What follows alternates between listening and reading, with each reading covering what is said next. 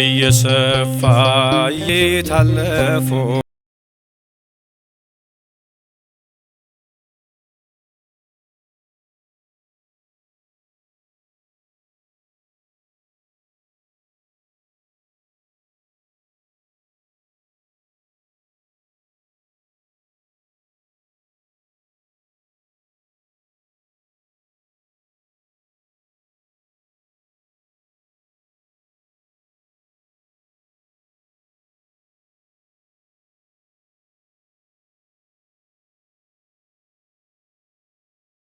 ተጠልለ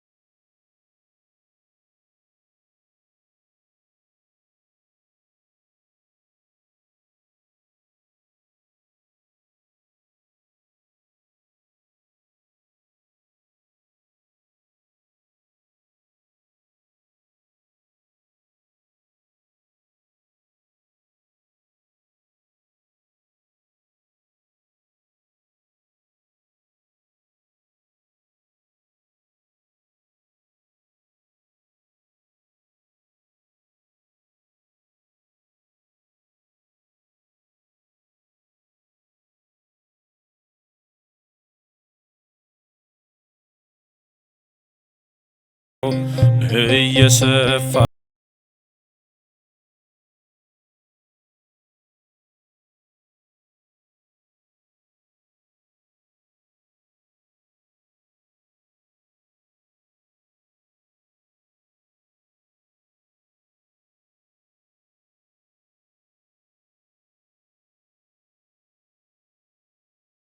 አብ ወወልድ ወመንፈስ ቅዱስ አሐዱ አምላክ አሜን። ክቡር መልአከ መዊዕ ሰሎሞን አባይ የሀገረ ስብከቱ የሰበካ ጉባኤ ማደራጃ ክፍል ኃላፊ፣ የተከበሩ መምህር ግርማ፣ በዚህ ቦታ በቅድስናው ስፍራ የተሰበሰባችሁ ክርስቶስ ቤተሰቦች፣ ምእመናን፣ ምእመናት፣ አባቶች፣ እናቶች፣ ወንድሞች፣ እህቶች እንደምን ዋላችሁ? ቁጭ በሉ። በጌታችን በመድኃኒታችን በኢየሱስ ክርስቶስ ኃይል አጋንንቱን ይሰርልን፣ በኢየሱስ ክርስቶስ ስም አጋንንቱን ያርቅልን። እንግዲህ ይህ ሁሉ ምን ስለሆነ ነው ብለን ያሰብን እንደሆነ ቀድሞ የጥንት ጠላት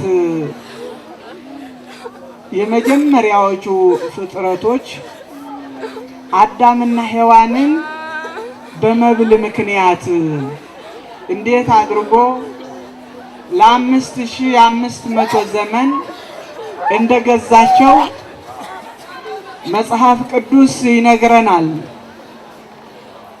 አዳምና ሔዋን ከክብር ሲዋረዱ፣ አዳምና ሔዋን ከገነት ሲወጡ፣ አዳምና ሔዋን ራቆታቸው ሲወጡ ራቆታቸው ሲቀሩ በዕፀ በለስ ምክንያት ነው፣ በመብል ምክንያት ነው። ይህ ሁሉ እየሆነ ያለው ስለ ጾምነ ነው? ስለ ጸለይነ ነው? ወይስ ከጸሎት ከጾም ስለላቅነ ነው? አባቶቻችን ቅዱሳን ሐዋርያት ጌታ ወደ ዓለም ወደ አካባቢው ባለው ቦታ ሂዱ፣ አጋንንትን አውጡ፣ ርኩሳን መናፍስትን ለምጻሞችንም አንጹ ብሎ ሲልካቸው አንድ ያልሆነላቸው ነገር ነበረ።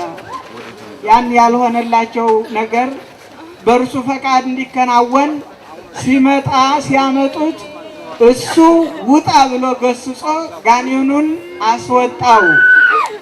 ሐዋርያት ጠየቁ። ሐዋርያት በምን ምክንያት ነው ብለው ሲጠይቁ ይህ እንዲህ አይነቱ ብሎ ነገራቸው። እይወፅ ዝንቱ ዘመድ ዘእንበለ በጾም ወበጸሎት፣ እንዲህ አይነቱ አላቸው። በጾምና በጸሎት ካልሆነ በስተቀር አይወጣም። በጾምና በጸሎት ብንጸልይ ኑሮ ብንሰግድ ኑሮ ብንንበረከክ ኑሮ እንዴት ብለን በገዛ ነው ነበር።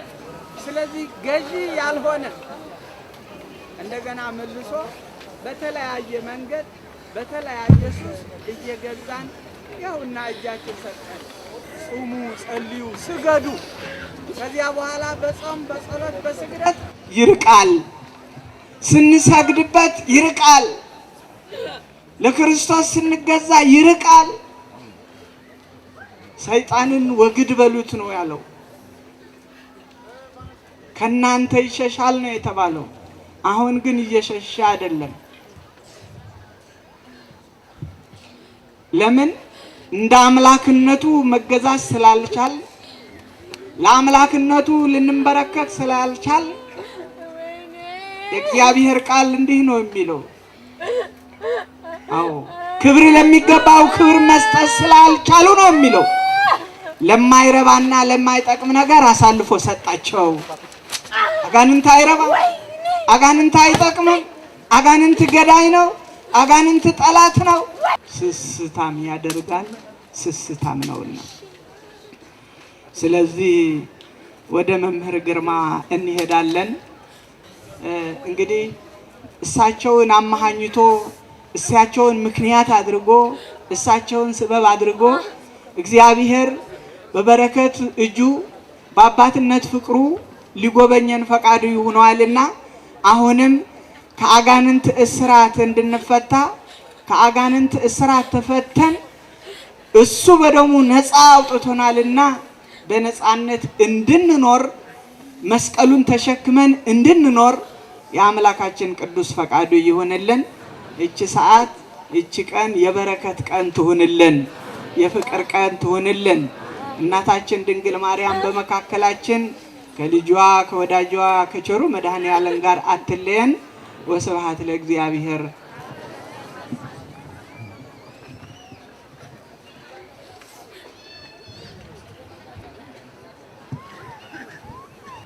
በስመ አብ ወወልድ ወመንፈስ ቅዱስ አሐዱ አምላክ አሜን። የተከበሩ አባታችን ንቡረ እድ ቆሞስ አባ ዮሐንስ ገብረ ሕይወት የሀገረ ስብከቱ ዋና ስራ አስኪያጅ፣ መልአከ መዊዕ ሰለሞን አባይ የሁለቱ ደብር አስተዳዳሪ፣ አባቶች ካህናት፣ ወንድሞች ዲያቆናት፣ ሁላችሁም የእግዚአብሔር ቤተሰቦች እንደምን አላችሁ? እንደምን አመሻችሁ? ልዑል እግዚአብሔር ዛሬም ዘወትርም ለዘላለም ስሙ የተመሰገነ ይሁን። አንዱ በጸሎት አንዱ በጣዖት የተወለደ ልጅ ርዕሳችን ግን እናትና አባታቸው አንድ ናቸው። ይህንን የምናገኘው ዘፍጥረት ምዕራፍ 30 ላይ የመጀመሪያውን ልጅ እናገኛለን። በጸሎት የተወለደ ልጅ ነው።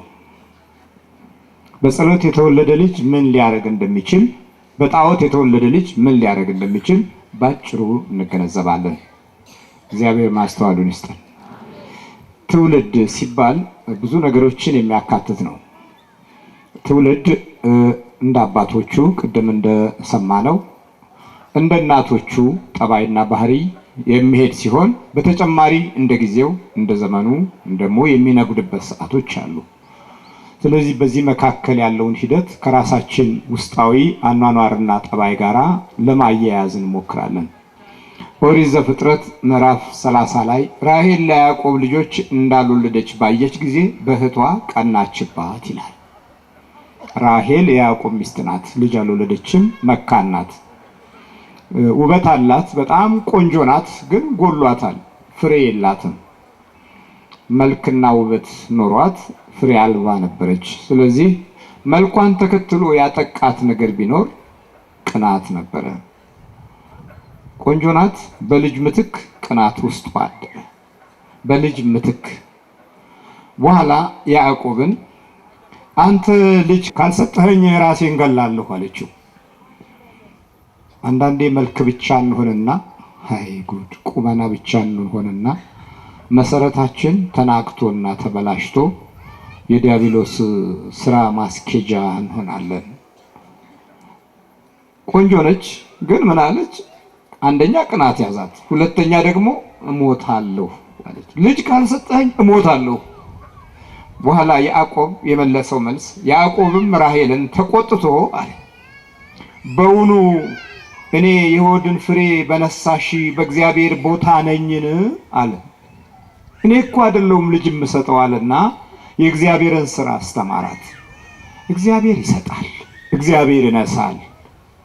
አልቦ ነገር ዘይሳኖ ለእግዚአብሔር ምንም የሚሳነው ነገር የለም የሚለው የእምነት መሪ ቃል ለያዕቆብ ሙሉ የልብ ተስፋው ነበረ። ዛሬ ለእግዚአብሔር የሚሳነው ነገር የለም ሳይሆን ለኔ የሚሳነኝ ነገር የለም ሆኗል። ዶክተሩ ለኔ የሚሳነኝ ነገር የለም፣ ምሁሩ ለኔ የሚሳነኝ ነገር የለም፣ ገበሬው ለኔ የሚሳነኝ ነገር የለም፣ ነጋዴው ለኔ የሚሳነኝ ነገር የለም፣ ጎሰኛውም ለኔ የሚሳነኝ ነገር የለም ሆነና ቁጭ አለ። ከዛ በኋላ ግራ ተጋባን። ከመድረሻችን ይልቅ መነሻችንንም ለማሰብ እድሉን አጣን። የያዕቆብ ተስፋ ልክ እንደ አባቱ እንደ አብርሃም ይሄ ነበር፣ እንደ ይስሐቅ ይሄ ነበር። ለእግዚአብሔር የሚሳነው ነገር የለም። እኔ ታዲያ የሆድሽን ፍሬ በነሳሽ በእግዚአብሔር ቦታ ላይ እንዴት እሞታለሁ ትልኛለሽ አላት። ከዛ በኋላ መጸለይ ጀመረችና ዘፍጥረት 30 ቁጥር 22 ላይ እግዚአብሔርም ራሔልን አሰበ ይላል። ጸለየች ወደ ጌታዋ፣ እግዚአብሔርን አስተማራታ። እስቲ እግዚአብሔርን ያስተማራችሁ አባቶች አላችሁ ሆይ ሲባል የዚህ ከተማ ሽማግሌዎች በጣም ትንሾች ናችሁ። ይሄ ወጣቱ ደግሞ በጣም ብዙ ነው። ይስማ አይስማ፣ ያስተውል አያስተውል አይታወቅም። የመወለዱ ሁኔታ ላይ ግን ችግር አለ። ከእግዚአብሔር የተወለድን እንደሆነ አምላካችን ይርዳን። አደጋው የመወለዱ ቦታ ላይ ያለው ሁኔታ ነው። እንዴት ነው የተወለድነው? አሁን ራሔል ወደ ልዑል አምላክ ጮኸች፣ ውበቷን ለቀቀችው። የሷ የሆነው ሲቆም የእግዚአብሔር የሆነው እንዲጀምር በቃ እኔ ጨረስኩ፣ በቃ ለካ እንዲህ ነው እንዴ አለች። አሁን የራሳችሁን ጨርሳችኋል። እግዚአብሔር እንዲጀምር አልጨረስንም እኮ፣ የኛ የሆነውን አልጨረስንም። ስለዚህ ችግር አለ ማለት ነው። ራሔል የሷ የሆነውን ጨረሰች። ውበትም በቃ ለካ ከእግዚአብሔር ነው፣ ቅናትም በቃ ለካ ከሰማይ አምላክ ነው አለችና ወደ ልዑል አምላክ ስትጸልይ እግዚአብሔርም ራሔልን አሰበ። አንደኛ እግዚአብሔር ስራውን ከሚሰራበት መንገድ ማሰብ ነው። ለኛ የሚሰጠውን ነገር ማሰብ ነው። ያስባል። አይ ያንተ የሆነው ሲቆም ያስብልሃል እኮ። እኔ ጨርሻለሁ ጌታ ሆይ፣ ለኑሬ መንገዴን አብጅ። በራሴ ዘዴ ሮጥኩኝ፣ በራሴ ገንዘብ ሮጥኩኝ፣ በራሴ ዕውቀት ሮጥኩኝ፣ በራሴ ሐሳብ ሮጥኩ። ግን ፍሬን ስመለከተው ሁሉም አሳፋሪ ነው። አንተ የሌለህበት ለካ አይጣፍጥም፣ አንተ የሌለህበት ለካ አያምርም ብለን ለሱ አዝላፊነት የሰጠንበት ጊዜ የለም። ራሔልን እግዚአብሔር ስራ ሲጀምር መጀመሪያ አሰባት። ከዛ ሁለተኛ ጸሎቷን ተለመናት ይላል። ሁለተኛ ከማሰብ ሌላ ሁለተኛው ምንድነው? ተለመናት። የጎደላትን ነገር እሱ ሊሞላ ምን አላት? ተለመናት። የጠፋበትን ነገር እሱ ሊሞላ ተለመናት። ይሄ የሰማዩ አባታችን የሚያደርገው ትልቁ ለኛ ያለው ፍቅር ነው። ሶስተኛ ማህፀኗንም ከፈተላት። ምን አደረገላት? የተዘጋውን ምን አደረገ? ከፈተ።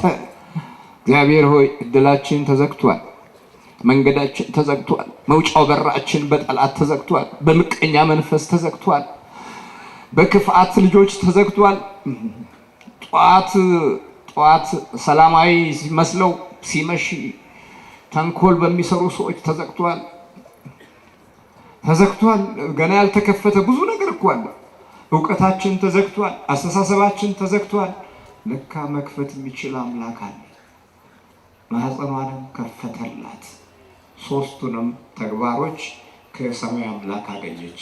የራሷ የሆነ ሲቆም ከዛ ጸነሰች ይላል ቃሉ። ወንድ ልጅንም ወለደችና እግዚአብሔር ስድቤን አስወገደ አለች። ምንን አስወገደ?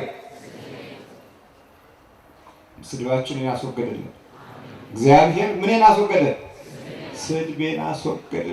አቤት ስድብ የሚያስወግድ ትውልድ እንዴት ታላቅ ነው! እግዚአብሔር ስድቤን አስወገደ። የመካንነት እርግማኔን አስወገደ። የብቸኝነት ጊዜ አስወገደ። ከአንድ አሁን ሁለት ልሆን ነው። ጠላቶቼ ይፈራረቁብኝ ነበር፣ በቃላት ይወጉኝ ነበር። ስድቤን አስወገደ። ስለዚህ ስድቤን ያስወገደልኝ አምላክ እንደገና እንዲጨምርልኝ እግዚአብሔር ደግሞ ይጨምርልኝ ስትል ልጁን ዮሴፍ አለችው። ማን አለችው? ይሄ በጸሎት የተወለደ ልጅ ነው። ከማህፀን ጀምሮ ተባርኳል። ላይ እናትየዋ ተመልሳ የወለደችው ልጅ ነው። እናትየዋ ወደ ሰማይ አምላክ አልቅሳ የወለደችው ልጅ ነው። እርግማንና የስድብ መዓት ከህይወቷ የተላቀቀበት ልጅ ነው። ስድቤን አስወገደ። ዛሬ መሰደቢያንን እንጂ እኮ ስድብ የተወገደብን ልጆች አይደለንም እኮ። ወደ ቤተ ክርስቲያን ስንመጣ ከነ ስድባችን እንመጣለን። ከቤተ ክርስቲያን ውጭ ስንኖር መሰደቢያ ሆነን እንኖራለን። ስድቤን አስወገደ የሚል ሽማግሌ ሴት አለ። ስድቤን አስወገደ የሚል መንፈሳዊ ኃይል ሴት አለ። የት አለ? መሰደብ እኮ ከጀመርን ቆይተናል። ወኔያችን፣ መንፈሳዊ ብርታታችን፣ ኃይላችን፣ ጉብዝናችን፣ ጥንካሬያችን በብዙ ነገር ተበላሽቶብናል እኮ። እውነተኝነታችን ተሟጦ እኮ ወጥቷል። 10 ጊዜ በውሸት የመማል ጠባዮቻችን ሁሉ እንደገና መሰደቢያ ሆነናል እኮ። ስድቤን አስወግዳለች። ከዛ በኋላ እግዚአብሔር ሁለተኛ ወንድ ልጅን ይጨምርልኝ ስትል ስሙን ዮሴፍ ብላ ጠራችው። ዮሴፍን እንደምታውቁት በጸሎት የተወለደ ልጅ ነው።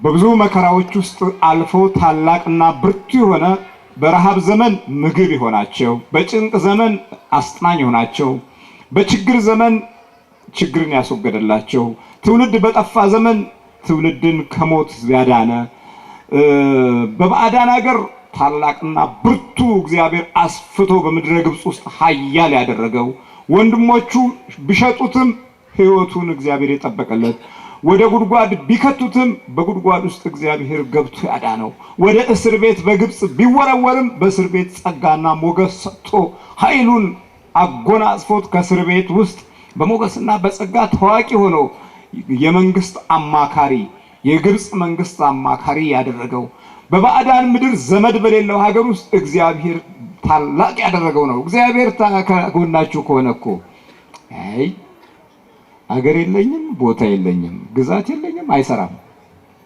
ግልጽ ነው። እግዚአብሔር ሀገር ነው። እግዚአብሔር ምንድን ነው? ሀገር ነው እኮ። ግን ሀገር ኖሮን፣ ቦታ ኖሮን፣ ስፍራ ኖሮን ሀገር የሌለን ስንት ሰዎች አለን እኮ። ቀየው መንደሩ አምሮልን ተውቦልን ግን ሀገራችን ያልሆነ ስንት አለ። እግዚአብሔር አልሰጠንማ። እንዴት ይሁን? ወይም ሰጥቶን አላወቅንበትም፣ አሊያም ደግሞ እንዲሰጠን ፈቃደኞች አሉን። ስለዚህ በመንደራችን፣ በቤታችን፣ በኑሯችን ውስጥ ቁጭ ብለህ ስደተኛ ይሆን ከስንት አለ። ቤት ቁጭ ብሎ የተሰደደ ሰው ብዙ እኮ ነው። ቤት ሽማግሌው ቤት ቁጭ ብሎ ስደተኛ ነው። ወጣቱ ቤት ቁጭ ብሎ ስደተኛ ነው። እዚህ ተኝቶ አሜሪካን ያልማል፣ እዚህ ተኝቶ እንግሊዝ ይሰራል። የህልም እንጀራ፣ የቅዠት እንጀራ መኖር ከጀመርን ቆይተናል። የጨብሲ እንጀራ፣ የበርጫ እንጀራ፣ የሉሉቋ እንጀራ ከጀመርን ቆይተናል። ወይ ጉድ! አዎ እግዚአብሔር ስሙ የተመሰገነ ይሁን። ይሄ በጸሎት የተወለደ ልጅ ነው። በኋላ ሁለተኛው ልጅ ደግሞ በጣዖት ተወለደ። እየጸለየች እያመሰገነች መቀጠል አልቻለችም። ከእግዚአብሔር አምላክ ጋር ያላት ግንኙነት የሆነ ቦታ ላይ መስመሩ ተቋረጠ። ሀብቱ መጣ፣ ገንዘቡ መጣ፣ ደረጀች፣ የሚበላው የሚጠጣው ክንዷ ጠነከረ፣ ወኔዋ ሰፋ፣ ስድብ ተወገደላት፣ ልጅ አቀፈች። አሁን ጌታ ሆይ የምትልበትን ጊዜ ረሳች።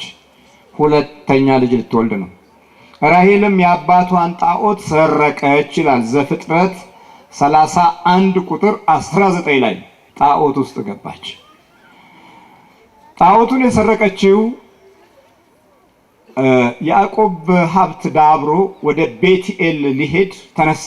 የዚህ ምድር ኑሮ ይበቃኛል ብሎ ሲጀምር ቆይ እንደዛ ከሆነ አምላኬን ልስረቅ አለችና የአባቷን ጣዖት ሰረቀች። ደበቀችና ይዛ መጓዝ ስትጀምር ወደ ጣዖቱ ቤት ሲገባ አባቷ ላባ ይባላል። ጣዖቱን አጣው፣ አምላኩን አጣው። አምላኬ ብሎ እንደ ጨሌ እንደ ማለት ነው። እንደ ጨሌ ዛሬ ጨሌን አጨንጭለን የወለድናቸው ልጆች ይኸው ተቸግረዋል። ጨሌ ታቅፈን የወለድናቸው ልጆች ማስተዋላቸው ተዛብቷል። አመቺሳ አድርገን የወለድናቸው ልጆች ተቸግረዋል። ለውቃቢ ለዛር ለጠንቋይ ተስለን የወለድናቸው ልጆች በረከትና ተስፋ አጥተዋል። ቆመዋል ግን አልቆሙ፣ ኖረዋል ግን አልኖሩም። እግዚአብሔር አምላክ ምሕረቱን ያብዛልን። ከዚህ በኋላ የተወለደ ልጅ ምን ሊሆን እንደሚችል አስቡት። ላባም ያዕቆብን ማሳደድ ጀመረ። እንዴ አምላኬን እሺ ራሔልን ሲውሰዳት፣ ራሔልን አግብቶ ይዞ ሂድ፣ ሀብትና ንብረቱን ይዞ ሂድ፣ ለምን ግን አምላኬን ይወስዳል አለ። ዘፍጥረት 31 ቁጥር 30 ላይ እንዲህ ይላል፣ አምላኮችን ለምን ሰረቅህ? ምን አለ? ማን የሰረቀችው ግን? ራሔል ናት። አንዱ በጸሎት አንዱ በጣዖት። አባቶቻችን ሲናገሩ ፍየል መንታ ወልዳ አንዱ ለመጽሐፍ አንዱ ለወናፍ ይባላል። ለመጽሐፍ የተጻፈው አርጋኖን፣ ድርሳኑ፣ ገድሉ፣ ዳዊቱ፣ መዝሙሩ እንደዛ ይሆንና ሲነበብ ይኖራል። ወናፉ ግን ምን ዳር ነው የሚቀመጠው? እሳት ዳር ነው። ኡፍ ሲል አሁን እሳት እንደገፋ እሳት እንዳነደደ አመድ እንደተረጨበት። ግን እኮ ሁለቱም የፍየል ቆዳ ነው። የአንድ እናት ልጆች፣ አንዱ ለመጽሐፍ አንዱ ለወናፍ፣ አንዱ ለአመድ አንዱ ለመጽሐፍ። አየህ፣ ግን የአንድ እናት ልጆች ናቸው። ዛሬ እንደዚህ ይሆን ነው። ክርስቲያኖች ነን ብዙዎቻችን፣ እሳት የምንለኩስ ነን። አንዱ ለምን ሆነ? ለወናፍ። እንግዲህ ለመጽሐፍ የሚለው ነገር ላይ ድፍረቱ የለኝም እንጃ። እንግዲህ ለምን የሚታየው ሁኔታ ለየት ያለ ነው። ነን የደጁ ልጆች ነን፣ የቤተ ክርስቲያን ልጆች ነን። ሆኖም ግን ለመጽሐፍ የመሆኑ ዕድላችን በብዙ መንገድ ተዳክሟል። ስለዚህ ወደ ወናፉ ጠጋ ብንል አይሻልም? አይ ተው እንጂ ይሻላል። ወደ ወናፉ ወደ አመዱ አካባቢ እንደዚህ እኮ ነው። ወደ እሳቱ አካባቢ ነው ጠጋ ያልነው። በነገር እሳት፣ በተንኮል እሳት፣ በምቀኝነት እሳት፣ በሟርተኝነት እሳት ጥላ ውስጥ ከወደቅን ቆይተናል። በህይወታችን የሚታይ መልካም ተግባሮች ከቆሙ ቆይቷል። ጥሩ ድምጾች ከአንደበታችን ወጥቶ ሌላውን የሚማርክበትን አቅም ማጣት ከጀመርን ቆይቷል። ስለዚህ ወደ ወናፉ አካባቢ ጠጋ ብንል ይሻላል። ተምታቶብናል፣ ደው መንገዳችን ጠፍቶናል። ስለዚህ አምላኮችን ለምን ሰረቅህ? ያዕቆብም መለሰ ላባንም እንዲህ አለው፣ ልጆችን ከኔ የምትቀማኝ መሰለኝና ስለፈራሁ ይህን አደረገው። አምላኮችህን የምታገኝበት ሰው ግን እርሱ ይሙት። ምን ይበላል? አምላኮችህ የሚገኝበት ሰው ምን ይሁን? ይሙት። እኔ አልሰረኩም፣ እኔ አምላኮችህን አልነካውም። እኔ የአብርሃም አምላክ የይስሐቅን አምላክ እማመልክ ነኝ እንጂ እኔ እንዲህ አይነት አምልኮት ውስጥ አልገባም። እንዲህ አይነት አምላኮችን የሰረቀ ሰው እሱ እድሜው አጭር ይሁን አለ። ይሙት በቃ አለ እኮ። የሰረቀችው ግን ማነች? መጸለይ ካቃታችሁ የግድ ጣዖት ውስጥ እንገባለን። ወደ ቤተ ክርስቲያን መሄድ ካቃታችሁ የግድ ወደ ጠንቋይ ቤት ትሄዳላችሁ። የግድ መንፈሱ ነው የሚያስገድደው። የግድ እዛ ቤታችን መንደራችን ብናረጅም የግድ የክፋት ደጅ ደግሞ መርገጥ አለብን። የግድ ነው እንዴ! ምን ማለታችሁ? ከእግዚአብሔር ካቆምን ከክፉ መኖር አለብን። ከክፉ ከተውን ደግሞ ከእግዚአብሔር መኖር አለብን። ይሄ ግዴታ ነው። ግን ደግሞ እንደዛ የምንኖርበት ሰዓት አይደለም። አሁን ተጣድፏል ሁለቱም። እግዚአብሔርም ስራ ጀምሯል፣ ዲያብሎስም ስራው በጣም በጣም ከፍቷል፣ ስልቱን ጨምሯል። ትውልድ ለማግበስበስ ያላደረገው ሩጫ የለም። ከዛ በኋላ አምላኮችህን የምታገኝበት ሰው ግን እርሱ ይሞት፣ ያንተ የሆነው በእኔ ዘንድ ይገኝ እንደሆነ በወንድሞቻችን ፊት ፈልግ፣ ለአንተም ውሰደው አለው። ራሔልም እንደሰረቀችው ያዕቆብ አያውቅም ነበረ። አቤት እርሱ ይሞታል። ልትሞት እኮ ነው ራሔል። አንዱ በጸሎት አንዱ በጣዖት ሊወለድ ነው። ላባም ወደ ያዕቆብ ድንኳን፣ ወደ ልያም ድንኳን፣ ወደ ሁለቱም ባሪያዎች ድንኳን ገባ፣ ነገር ግን አላገኘም። ከልያም ድንኳን ወጥቶ ወደ ራሔል ድንኳን ገባ። ራሔልም ተራፊሙን ወስዳ ከግመል ኮርቻ በታች ሸሸገችው፣ በላዩም ተቀመጠች። ላባም ድንኳኑን ሁሉ ፈለገ፣ አንዳችም አላገኘም። እርሷም አባቷን ራሔል ማለት ነው፣ በፊትህ ለመቆም ስላልቻልሁ አትቆጣኝ፣ በሴቶች የሚደርስ ግዳጅ ደርሶብኛልና አለችው። እርሱም ፈለገ፣ ነገር ግን አምላኩን አላገኘም። ከግመል ኮርቻ በታች ሸሽጋ ቁጭ አለችበት። የወር አበባ ስለደረሰ ወደ ዲያ ትጠጋ አለችው። ደበቀች አልደበቀች? ማንን ደበቀች? ጣዖት ደበቀች። የተደበቀ ጣዖት። አቤት እንዴት አይነት ነገር ነው! ሁላችንም የተደበቀ ጣዖት አለብን። የተደበቀ ከዛ በኋላ ትቶ ሄደ። እሺ ወደ ዘፍጥረት 35 ቁጥር 17 ላይ እንሂድ። ወንድ ልጅ ጸነሰች። የወር አበባ ነኝ አይደል ያለችው? ጊዜዋን ስጨርስ ወንድ ልጅ ጸነሰች። ይሄ ጊዜ የምን ጊዜ ይባላል? የጣዖት ጊዜ። ጽንሱ የምን ጽንስ ይባላል? የጣዖት ጽንስ። ቢወለድ የምን ልጅ ይባላል? የጣዖት ልጅ። እግዚአብሔርን የለመነች ጊዜ ዮሴፍ። ይሄኛው ግን አሁን ችግር ሊያመጣ ነው። በገዛ እጅህ በገዛ እጅህ ጠንቋይ ቤት፣ በገዛ እጅህ መተት ቤት፣ በገዛ እጅህ ሟርት ቤት። እንዴት ነው ነገሩ? እንዲህ ነው እኮ በሉቃስ ወንጌል ላይ ሰይጣን እንደ ስንዴ ሊያበጥራችሁ ለመነ ይላል። ስለዚህ ትግሉ የማይቆም ነው። በኋላ ከቤቴል ተነሱ፣ ወደ ኤፍራታ ሊደርሱ ጥቂት ሲቀራቸው ራሔልን ምጥ ያዛት። ምን ያዛት? አቤት ምጥ መጣ። እንግዲህ ወደ እግዚአብሔር አይጮህ። ጣዖት አለ፣ ደባልቆ መኖር አይቻልም። እንደዛ የምንኖርበት አቅምና ጉልበት የለንም። ምጥ ያዛት። አዋላጅቱም በምጡ ጊዜ በርቺ፣ አይዞሽ፣ ወንድ ልጅ ሊወለድልሻል። አዋላጅቱ አትፍሪ፣ ይሄኛውም ደግሞ ወንድ ልጅ ሆነልሻልና አለቻት። እርሷም ስትሞት ነፍሷም በምትወጣበት ጊዜ ልጁን ስሙን ቢንኦኒ ብላ ጠራችው። እየወለደች እያማጠች ልክ ልትሞት ስትል ልጁን ማን አለችው? ቢንኦኒ። ቢንኦኒ ማለት የሐዘንና የሞት ልጅ ማለት ነው። ዮሴፍ አለችው። አሁን ለምን? በጣዖት ጊዜ ነው አይወለደችው። ጠንቋይ ቤት ሄደን የወለድናቸው ልጆች ይኸው ሰይጣን አስቸግሯቸው። አያት ቅድመ አያቶቻችን ለጠንቋይ መንፈስ ገብረው የወለዱን ልጆች ይኸው ዛሬ ተቸግረናል። ቢንኦኒ የሐዘንና የምን ልጅ ነገሩኛ? የሞት ልጅ። እግዚአብሔር ይጨምርልኝ። ዮሴፍ ቀረ እኮ በቃ ቀረ። የእግዚአብሔርን ስም መጥራት ቀረ። ልጁን ቢንኦኒ ያለችው በቃ እኮ የሐዘንና የሞት ልጅ።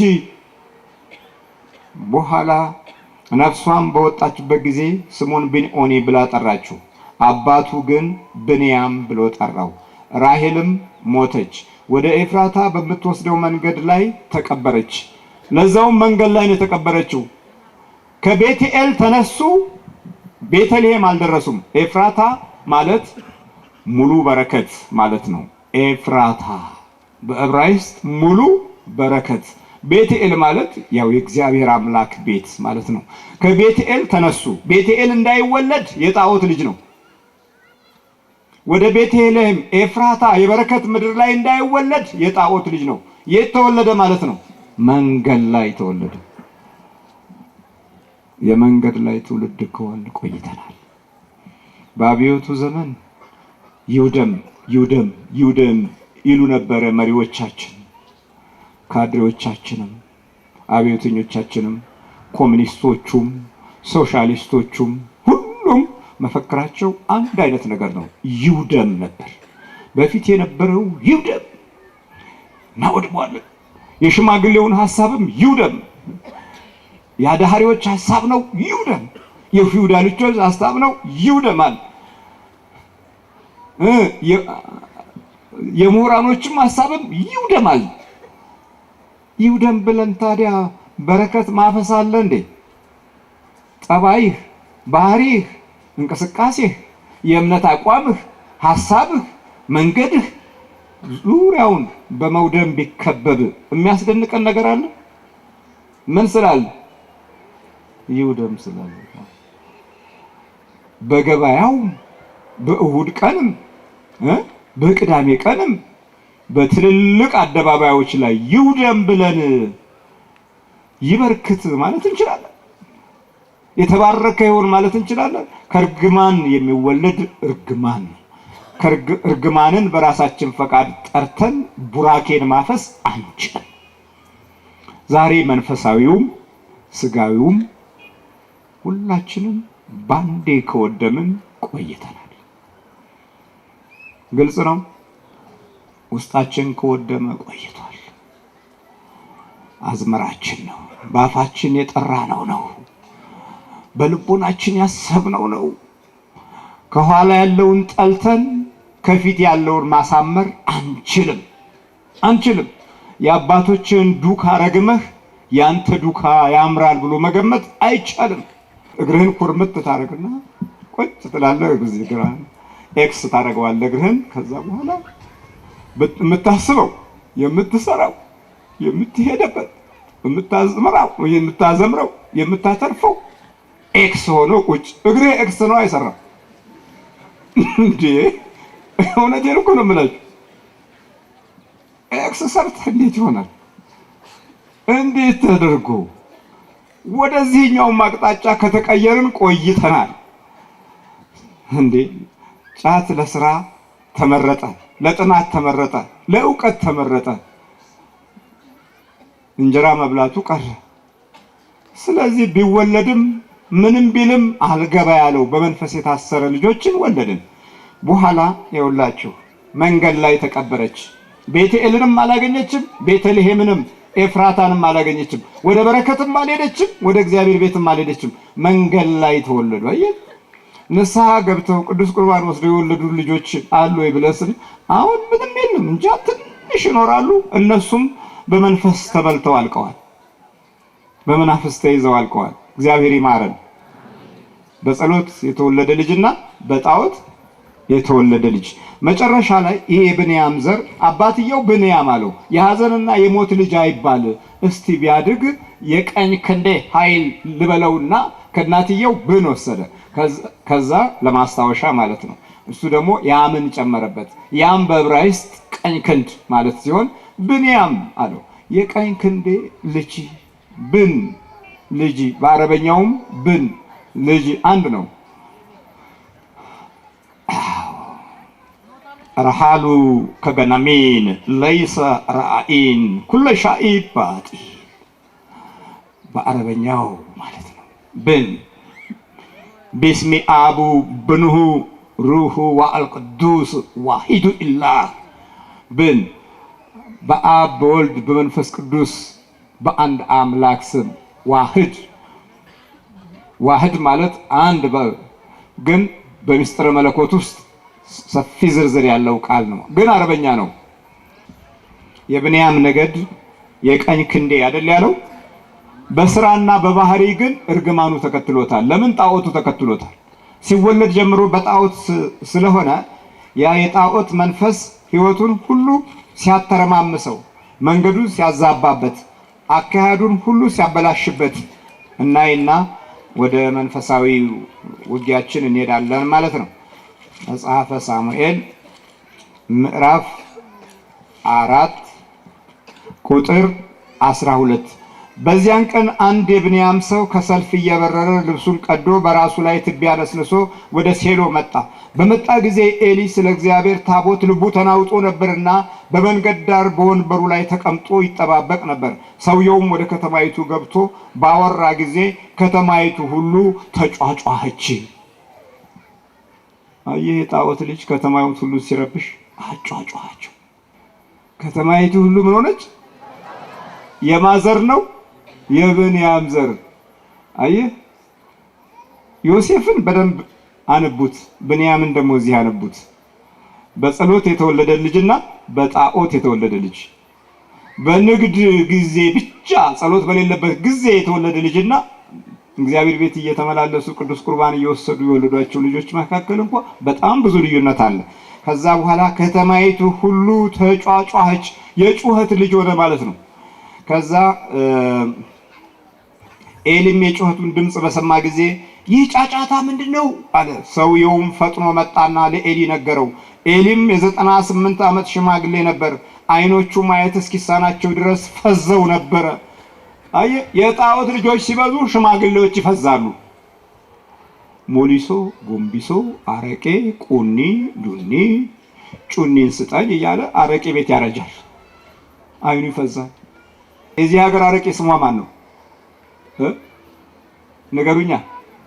አንዳንዱ ቦታ የአንበሳ ወተት ትባላለች፣ አንዳንዱ ቦታ ካድሬ ትባላለች። ለምን? በደንብ ሲስባት ያኔ በደንብ ይናገራል። እና ካድሬዋ የለችም ይባላል። ካድሬዋን ስጪ እባክሽ ይላል። ጥሩ ምላሰኛ ለመሆን እሷን ላፍ ላፍ ላፍ ያደርግና ከዛ በኋላ ተው። አንዳንዱ ቦታ ወደኛ ቤት ደግሞ ጎራ ስንል ከሳቴ ብርሃን ትባላለች። ማን ብርሃን? እኔ ዓለም ብርሃን ነኝ ያለው ክርስቶስ ነበረ። አሁን ከሳቴ ብርሃን አረቄ ሆነች። እንዴት አይነት ጉድ ነው ባካችሁ! እዚህ ሀገር ምንድን ነው የምትባለው? ቁንዲ፣ አይሱዚ። ጉድ ነው እውነትም አይሱዚ። እዚህ ደረስን። ይኸውላችሁ፣ ይኸው አይኖቹ ማየት እስኪሳነው ድረስ ፈዘው ነበረ። ሰውየውም ኤሊን ከሰልፍ የመጣሁ እኔ ነኝ፣ ዛሬ ከሰልፍ ኮበለልሁ። አያችሁ፣ ከተማይቱን አንጫጫት። አሁን ደግሞ ምን ሆነ? ከጣዖት የተወለደው ልጅ ኮብላይ ሆነ። የእግዚአብሔርን ታቦት ትቶ ነው የኮበለለው። አየህ፣ ከሰልፍ የኮበለልሁ እኔ ነኝ። መኮብለል እንደ ጀግንነት ቆጠረው። አየህ፣ የአባቶቹን አምላክ የአባቶቹን ጸጋና ሞገስ ከመጠበቅ ይልቅ ኮብላይ ሆነ። ምን ሆነ? የጣዖት ልጅ ኮብላይ ነው። አይ ወደ መናፍቁ ዛሬ እንደዛው ነው። የኛ ቤት አይደለም ትዝ የሚለን መናፍቁ ነው ትዝ የሚለን ኮብላይ። በመጨረሻም የኮበለልሁ እኔ ነኝ። እርሱም ልጄ ሆይ ነገሩስ እንዴት ሆነ አለው። ወሬኛውም መልሶ እስራኤል ከፍልስጤማውያን ፊት ሸሹ አለ። ሽሽት ተናጋሪ ሆነ። ሸሹ አለ። ከዛ ቀጥሎ ደግሞም በሕዝቡ ዘንድ ታላቅ ግድያ ሆኗል አለ። ግድያ ተናጋሪ ሆነ። ከዛ ቀጥሎ ሁለቱ ልጆችም አፍኒንና ፊንሃስ ሞተዋል አለ። መርዶ ተናጋሪ ሆነ። የምን ልጅ ነው? ክብር ተናጋሪ ነው። ክብር አውርተን እናውቃለን፣ ውርደት እንጂ። ቅድስናን አውርተን እናውቃለን፣ ርኩሰትን እንጂ። ሰላምን አውርተን እናውቃለን፣ ጦርነት እንጂ። አያችሁ፣ መርዶ ተናገረ። አፍኒንና ፊንሃስ ሞተዋል አለ። የእግዚአብሔርም ታቦት ተማርካለች አለ። ምርኮን ተናገረ። የምን ልጅ ነው? የጣዖት ልጅ። የጣዖት ልጅ። እንግዲህ ቤተሰባችን ይሄን ጉዳይ ለማስተዋል ይሞክሩ፣ እንዴት እንደተወለድን። ከዛ በኋላ ሰውየውም ስለ እግዚአብሔር ታቦት በተናገረ ጊዜ ኤሊ በበሩ አጠገብ ካለው ከወንበሩ ወደቀ። ያ የቀረው ሽማግሌ እንኳን ወደቀ። ሽማግሌ የወደቀበት ዘመን የምን ልጅ ነው? ታዲያ በእኛ ዘመን ሽማግሌ አልወደቀ? ምክሩን አልሰማም። የሚመክሩትም ዝም አሉ። ተዘመኑ ተመሳሰላሉ። ፈዘዙ፣ ደነገዙ፣ ግራ ገባቸው፣ መስመሩ ጠፋቸው፣ የቤተ ክርስቲያን አቅጣጫ መንገዱም ጠፋቸው። የሚሄዱበት አጡ። ቢቸግራቸው እንደው በቃ ወገቤ ያልጸናላሉ። ሞቅ ሞቅ የሚያደርግ ነገር ፈለጉ። ቀጭ ቀጭንም በዛው ገቡባት። ሽምግልናው ቀረ፣ ምክሩ ቀረ፣ እባክህ ተው የሚል ቀረ፣ የሚቆጣ ቀረ፣ የሚመክር ቀረ። ዋይ ሽማግሌው ወደቀ። በመጨረሻም ከወንበሩ ወድቆ ሞተ። እርሱ ሸምግሎ ደንግዞም ነበርና አንገቱ ተሰብሮ ሞተ። እርሱም በእስራኤል ላይ 40 ዓመት ፈራጅ ነበረ። ዳኛው ሞተ። ዳኛ ጠፋ። በብንያም ዘመን ዳኛ የለም። በጣዖት ዘመን ምን የለም? ዳኛ የለም። የለም በቃ የለም እኮ ሞተ። ወንበሩም ሞተ፣ ሰውየውም ሞተ። ምራቱም የፊናስ ሚስት አርግዛ ልትወልድ ተቃረበች። የእግዚአብሔርም ታቦት እንደተማረከች አማቷና ባሏም እንደሞቱ በሰማች ጊዜ ምጥ ደረሰባት። ተንበርክካ ወለደች። ስሙንም ክብር የራቀበት፣ መንፈሳዊ ኃይል የወደቀበት፣ መንፈሳዊ ታሪኮች አቅጣጫቸውና መንገዳቸው የጠፋበት ስትል ልጁን ኢካቦድ አለችው። ክብር ከእግዚአብሔር ለቀቀ አለችና ወለደችው። ብንያም በፊት እናቱን ገደለ። እዚህ ደግሞ በሱ ዘመን ክብር የለቀቀበት ትውልድ ተፈጠረ። ክብር ለቀቀ ከእግዚአብሔር ሕዝብ አለችና ስሙን ማን አለችው? ኢካቦድ። ክብር ከማለቀቀ ከእግዚአብሔር ሕዝብ ለቀቀ። እግዚአብሔር ምሕረቱንና ቸርነቱን ያብዛልን። እሺ አንሱት። ይሄንን በጌታችን በኢየሱስ ክርስቶስ ስም መተት፣ ቡዳ፣ ዛር፣ ቃቢ ቶሎ ወደዚህ ነው። ቶሎ እስረኛው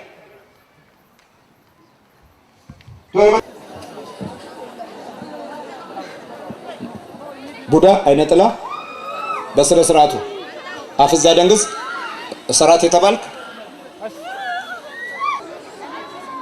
ወደ በር እዛው በዚህ በኩል ጸጥ በልና መረበሽ የለም መንጫጫት የለም።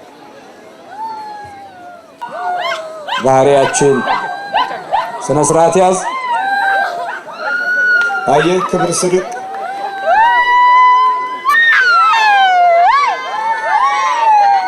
አትጩ ስነ ስርዓት ያዝ። ክብር ለቀቀ።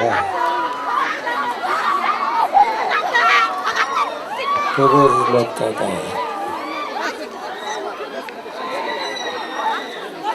መንፈሳዊ ክብር ለቀቀ። መንፈሳዊ ጸጋ ለቀቀ።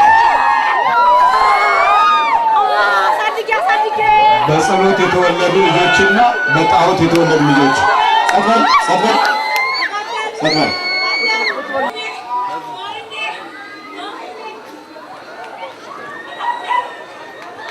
ምንድነው? ጩኸ እስካሁን መንፈሱ ተማሪ ነበረ። የቡዳ መንፈስ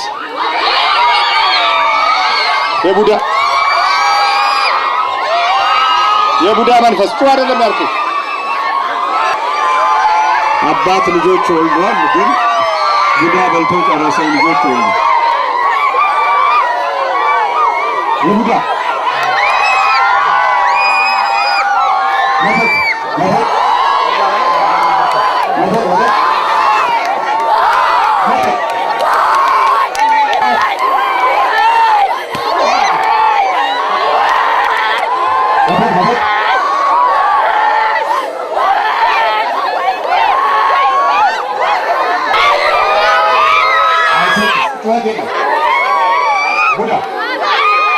ቡዳ አብዛኛው በሰው ሰራሽ ወይም በሰው አይን ይረቃል። ተቀይረናል። ለአሕዛብ መንፈስ እጅ ሰጠን። ወልደን ለቡዳ፣ ወልደን ለመተት፣ ወልደን ለሰይጣን የሰጠነው በጣዖት ጊዜ ስለተወለደ ነው። ግልጽ ነው መንገዱ። መጽሐፍ ቅዱስን የምናየው ከራሳችን መሰረታዊ ባህሪና አሁን ከገጠመን ነገር ጋር መጽሐፍ ቅዱስ የሚያሰየውም እኮ ይሄ ነው። ማርክሲዝም ሌኒኒዝም ለአንድ ዘመን ሰራ፣ ታሽጎ ቁጭ ብሏል አሁን ከነ ካድሬዎቹ። መጽሐፍ ቅዱስ ግን ያው ተመልከት፣ የእግዚአብሔር ቃል ያው ነው። ዶክተሮች፣ ፕሮፌሰሮች፣ ሳይንቲስቶች ሊልቁት ይችላሉ። በኋላ ግን መድረሻቸው በእሾህ የተዘጋ ነው። እንፈጥራለን ያሉት ትውልድም ተቃንቶ የመቆም ዕድል በመንፈስ የተያዘ ነው። እሺ ቡዳ ቡዳ ቤት ቡዳ ቤት ቡዳ እሺ ና ና ምንድን ነው ቡዳ ቡዳ እሺ አንተስ ምን አድርጋ እንዴት ባል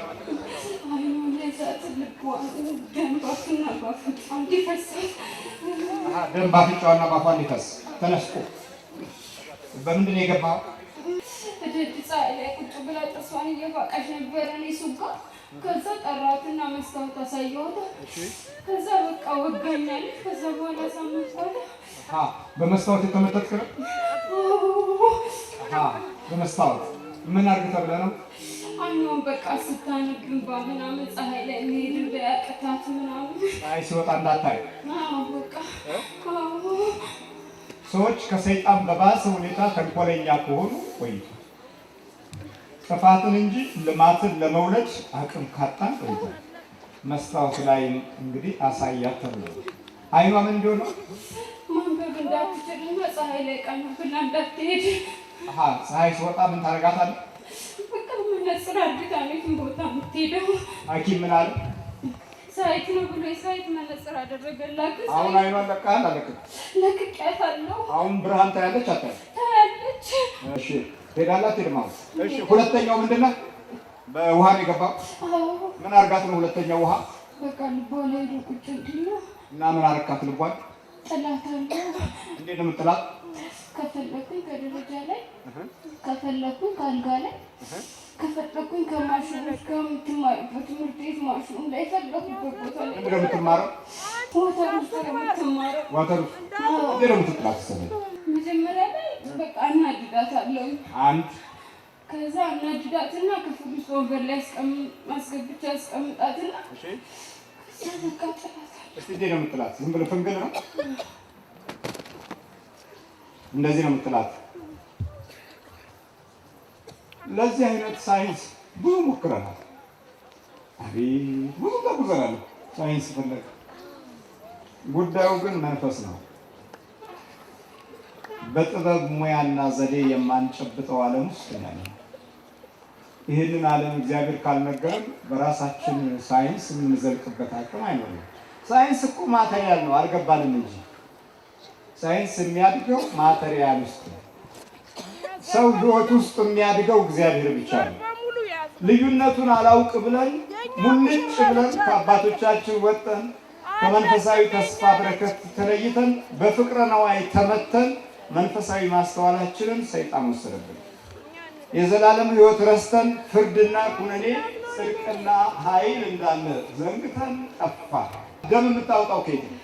መቃብር ላይ ጥያት ነው። ባፉና ባፍንጫዋ መቃብር ላይ ለምን ጣልቃት? አገልግላ ስትወጣ። የት አገልግላ? ቤተክርስቲያን ነው። ለምን ጣልቃት መቃብር ላይ? አናደኝ ነው። ስታገለግል ያናደደችው? ምን አገለገለች? መዝሙር ወይስ? 2 ቀን ሙሉ ጥምቀት አገልግላ ረፊ ደክሞሻል ተኝ ስላት ነዝነዛትና ተመለስና ስትሄድ እግሯን ጠለፋት እና ታዲያ ፋቅቼ መቃብር ላይ ጣል በሳረጋ ደባፉና ባፍንጫዋ። ከዛን ጊዜ ጀምሮ ደም ባፍንጫዋ ታመጣል። ትክክል። ሐኪም ምን አለ በዚህ ጉዳይ? አንዴ ምንድን ነው ደም መፍሰስ ምናምን ነው ብሎ መድኃኒት ሰጣት። ቫይታሚን ኬ መርፌ ሁሌ ትወጋለች። እኛ ግን ምንም ጸጥ በቃ ተቃጠልን። ትወጋለች ምንም። እሺ በተረከ ትለቃላችሁ? ስንት ናችሁ? 150። ስንት ዓመት ነው ከያዛችኋት? 7 ዓመት። 7 ዓመት። አትብለ ቡዳ ብቻ አፍላውጣ። አንተስ የምን ቡዳ? ምን አረካት? ልጅቱ ልቦና ያስኳት። ከዛ ጣውቁት አልካት። ቡዳ ምን አረካት? ያዝናት። ስንት ናችሁ? 4። ሰይጣንና ጋር ሰይጣን ከአራት ሰው የመጣ ቡዳ። ቡዳ ማለት ቡዳ ሰይጣን። ቡዳ ሰይጣን የጅብ ሰይጣን ነው ወይስ የአጋንንት ሰይጣን? የአጋንንት ሰይጣን ነው። ምን አደረጋችኋት? እኛ እንዳትማር ትምህርት እንዳይገባት አደረግናት። ትዳርን ይዛ ከትዳር በታች አደረግናት። በቃ ቤተሰብም እንዳይወዳት እናትም እንዳትገበገብ ያስኳት። እናቷን እንዳትወዳት እሷም እናቷን እንዳትወዳት ሆድ አስብሳታለሁ፣ አስለቅሳታለሁ። በቃ እንዲሁ ሁሌ ግን ትሮጣለች፣ ወደ አንተ ትመጣለች። የት ቤተክርስቲያን ብላ ትመጣለች። የት ነች አገሯ? ጅጅጋ። ከጅጅጋ ወደ ቤተክርስቲያን ትመጣለች። ሽበል ተዘጋጅ። አፍለውታ ሁለት እንሄዳለን እኛ። ተዘጋጅ። አፍላ ተዘጋጅ። የስንት ዓመት ልጅ ነው ያለው? ሰይጣን አጋንንት ልቧ ውስጥ ነው ያለው። እስኪ እንዴት ነው የምትጥላት? መጀመሪያ አስለቅሳታለሁ። ከዛ ከሁሉ ነገር ላይ እንደዚህ አድርጌ መውደቅ እድሉ የሆነ ትውልድ ከሆነ ቆይቷል። አንዳንዶቻችን ሰበብ አብዝቶ ይጥለናል፣ ምክንያት አብዝቶ ይጥለናል። ተተኪው ደግሞ ምን ሊሆን ነው? ይሄ እንዲህ ከሆነ አሁን እኮ የሚያሳዝነው ወደፊት ያለው ደግሞ ምን ሊሆን ነው? በል ተዘጋጅ፣ አፍላውጣ ተዘጋጅ። በኢየሱስ ክርስቶስ ስም፣ በስላሴ ስም፣ በድንግል ማርያም ስም፣ በቅዱስ ሚካኤል ስም ወደ ሲኦል እንገባለን። ቶሎ ሰባት ነው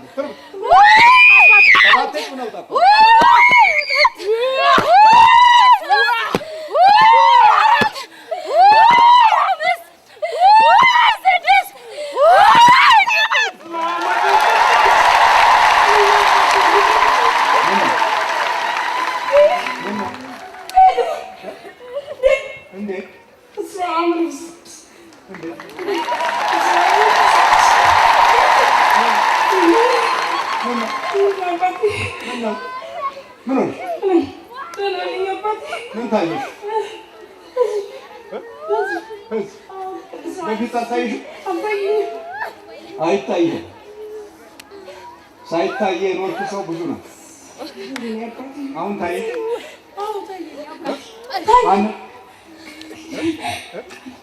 ቃል ምን ይታይሻል?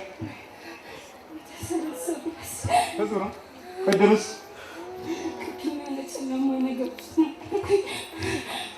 ከሰማይ ጨለማ መርጦ የወደቀ መንፈስ ልብ ውስጥ ሲገባ የሚታይ በሙሉ ጨለማ ነው። ተስፋ የምንቆርጠው ራሳችንን የምናጠፋው ራሳችንን ወደ ሞት የምንመራው ለዚህ ነው። ያሉሽ ነበር ዛሬ ፀሐይ ምናምን በደንብ አየሽ?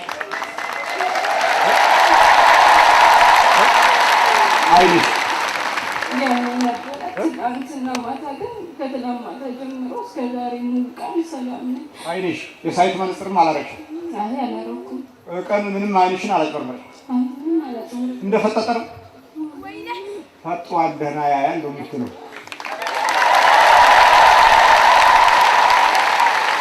በቆሮንቶስ መልእክት ላይ በጨለመበት ቦታ ይብራ ይላል። በጨለመበት ስፍራ ምን ይበል? ይብራ። በርቺ፣ ተነሽ። ማለት እንዴት ነው? ልብሽን ያምሽ ነበር? አንድ ቦታ